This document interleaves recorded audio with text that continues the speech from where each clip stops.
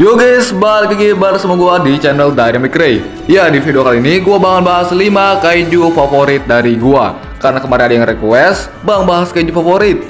Nah, jadi di sini gua milih 5 kaiju favorit dari gua ya. Ingat, jelas ini subjektif. Makanya kalau kaiju favorit kalian di sini nggak ada, ya sorry aja ya. Ini kan sesuai pendapat gua. Jadi kalau kalian ada kaiju favorit dari kalian sendiri, bisa kalian tulis di kolom komentar ya. Jadi tanpa babi-babi lagi, ini dia 5 kaiju favorit versi Dynamic Ray. Tanpa banyak bacot, langsung aja di urutan yang kelima, yaitu Spiasaurus. Ya, Spiasaurus adalah kaiju buatan Spia yang muncul pada Ultraman Decker. Spiasaurus bisa dibilang merupakan kaiju ciri khas dari Ultraman Decker. Karena sepanjang series Decker, Spiasaurus sudah muncul 3 kalian. Bahkan sampai ada modder Spiasaurus atau final boss Decker itu sendiri. Mau dimunculin di Ultraman sekarang bisa dibilang cukup susah sih, karena Spia bisa dibilang udah musnah di Decker. Spiasaurus pertama kali muncul pada episode 1 Ultraman Decker. Dia menjadi musuh pertama dari Asumi Kanata yang saat itu baru saja menjadi Ultraman Decker. Dan disitu juga awal mula Spia menginvasi bumi, tapi pada timelinenya Asumi Kanata. Yang kemudian di tengah invasi Spia, Kanata diberikan kekuatan oleh Asumi Decker, yaitu keturunan Kanata yang berasal dari masa depan yang membuatnya mendapat menjadi Ultraman Decker dan dapat melawan ancaman Spia di timelinenya saat itu. Spiasaurus terakhir muncul pada episode 21 Ultraman Decker, dimana di saat ketololan manusia yang ingin mencoba bangkai Spia, disitu malah membuat atau menciptakan Spia Geomos. Akhirnya Spia Geomos membuka portal dari masa depan ke masa sekarang, yang membuat Spiasaurus yang ada di masa depan bisa ke masa sekarang. Tapi Spiasaurusnya bisa dengan mudah dikalahkan oleh God Select. Tapi kemudian Spiasaurus yang keempat akan kembali muncul dari portal, tapi berhasil dicegah oleh Ultraman Dyna dengan Dyna datang ke timeline yang sekarang dan bertarung bersama dengan Ultraman Decker melawan Terrapacer atau Agams dan Spia Geomos. Jadi bisa dibilang Spiasaurus di series Decker ada 4 jenis atau 4 generasi ya. Yang pertama yang muncul pada episode 1, yang kedua di episode 15, dan yang ketiga di episode 21. Generasi keempat juga di episode 21 teman nggak sempat muncul banget ya, nggak sempat muncul boy. Desain dari Spiasaurus memiliki dominan berwarna putih dengan corak spianya. Ada juga warna merah pada tanduknya dan ujung kakinya. Dan postur tubuhnya bisa dibilang kayak laba-laba, atau bisa juga yang lain ya, kayak ayam kayak ya. Ayam cuma 2 doang kakinya, ini 4. Tapi bisa dibilang tangan sih, soalnya ya lumayan segede bagong. Dan juga disitu diberi dengan sebuah ya seperti berbentuk kristal gitu lah ya, yang berwarna ungu. Gue suka kaiju ini karena ya dari segi warna ini keren banget menurut gua. Ya menurut gua ya warnanya ya pas-pas aja gitu ya. Putih, corak ungu, merah, ya menurut gua itu pas di Spiasaurus ini. Makanya gue pilih di urutan kelima. Nah, menurut kalian gimana guys? Di urutan keempat, Zeppandon. Zeppandon adalah kaiju fusion atau gabungan dari Zeton dan juga Pandon yang diciptakan oleh Juggler menggunakan Dark Ring-nya. Tidak hanya itu, dari kaiju sebutan ini juga menggunakan salah satu komponen dari Maga Orochi, yaitu ekornya, yang kemudian disatukan dengan kekuatan Zeton dan juga Pandon yang menjadi Zeppandon. Kaiju ini pertama kali muncul pada episode 16 dari Ultraman Orb, dimana disitu Guy pergi ke Rusaka karena dia telah menyesal telah menggunakan kekuatan Ultraman Belial yang saat itu membuatnya kehilangan kendali sampai menyakiti Daomi. Di Rusaka, Guy ditemui oleh Juggler dan barulah kemudian Juggler menunjukkan fusion kaiju yang diciptakannya dari kekuatan Zeton dan Pandon, yaitu Zeppandon.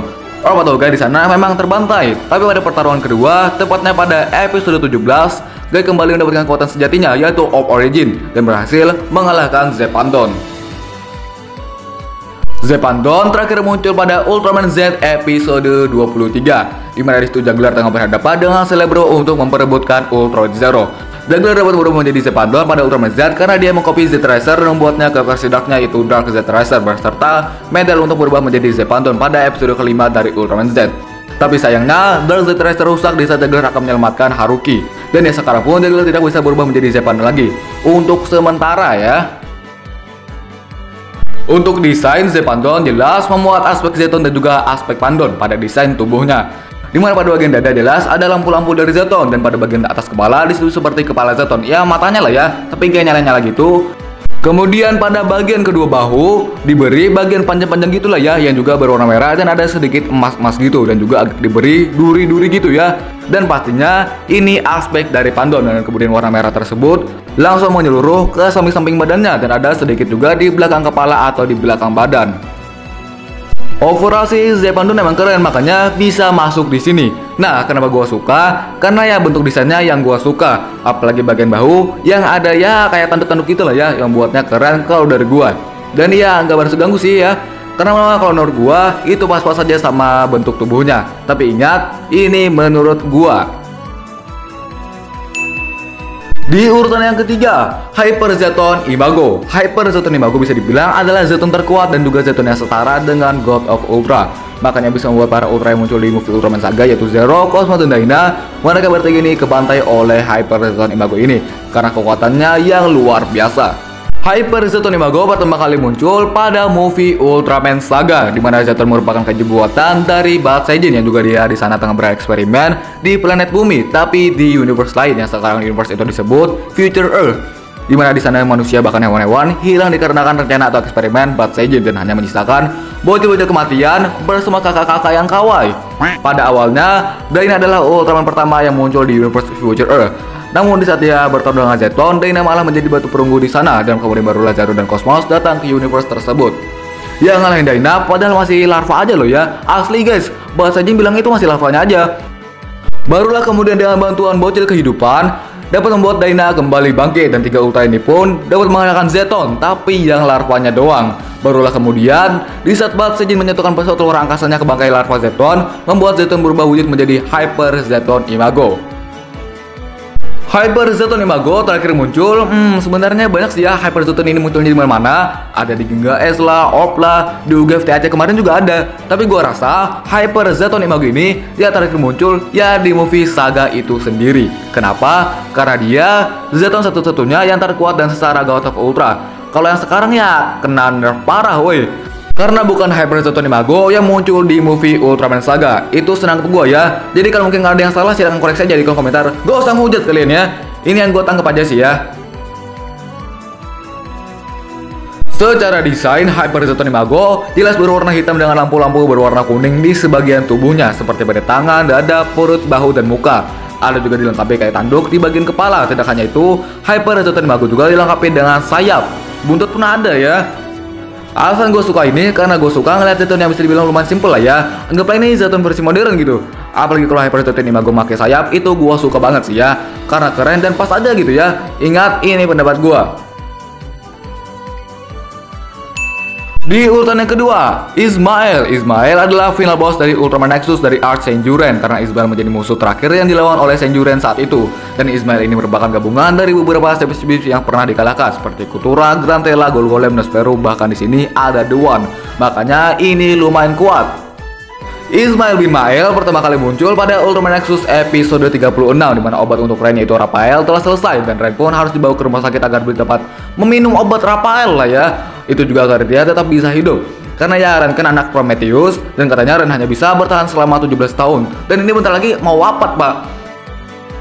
Tapi akhirnya Raphael berhasil diselesaikan. Tapi Ren menolak. Ren memilih untuk bertarung melawan Ismael karena saat itu Ismael baru saja muncul. Asli ini kayaknya rada-rada guys. Kalau dia munculnya nanti aja kayak ya. Ini orang mau ke klinik dulu woi. Ismael jelas terakhir muncul tetap pada episode 36 karena Ren berhasil mengalahkannya di episode itu juga. Walau awal-awal Ren atau Nexus memang terbantai, tapi pada akhirnya Ren semangat lagi untuk hidup. Cahaya adalah ikatan, epic itu mitos terjadi woi. Dan ya, dengan Over Aurora Storm, Nexus berhasil mengalahkan Ismael dan kemudian Nexus dan Ren pun berpisah.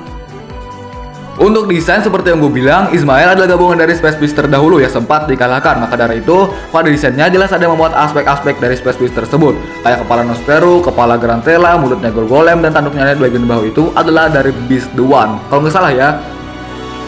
Alasan gue suka Ismael bin Mael adalah karena secara desain di sini keren banget, dimaksimalkan sama desainernya buat memasukkan aspek-aspek semua Space Beast. Walau mungkin gak semua banget, mungkin. Apalagi yang gue suka itu pada bagian dada, bagian tanduk di bahu sebenarnya itu nggak di bahu banget sih, belakang bahu lah ya.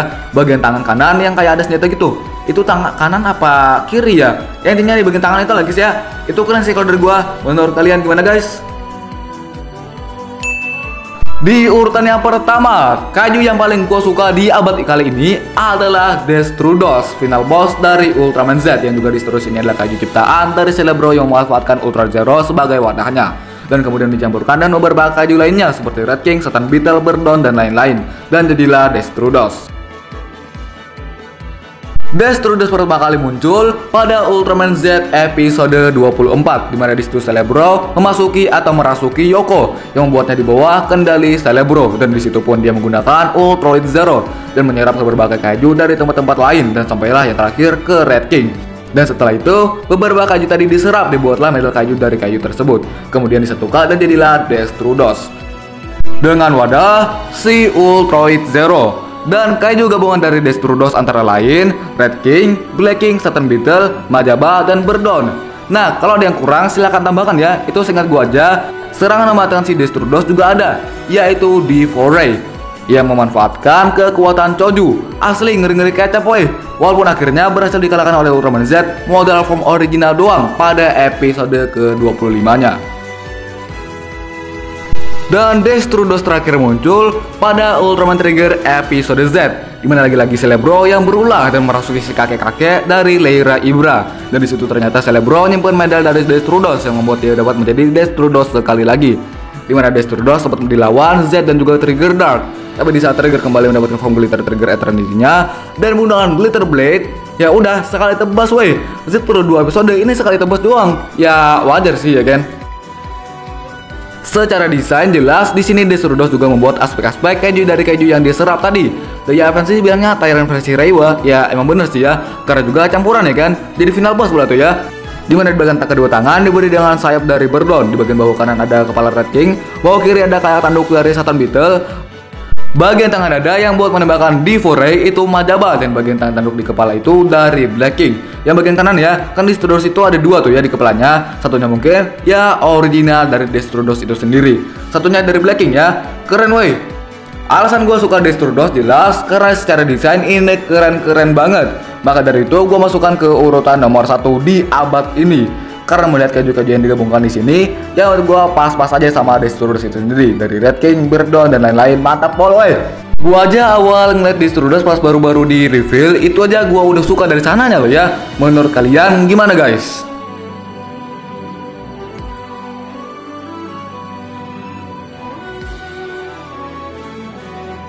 Oke, ya itu dia untuk 5 kaiju favorit dari Dynamic Ray. Ya gimana menurut kalian? Ingat, 5 kaiju yang gua masukkan di sini resmi semuanya dari pendapat gua dan juga selera gua. Ingat ya, ini subjektif ya.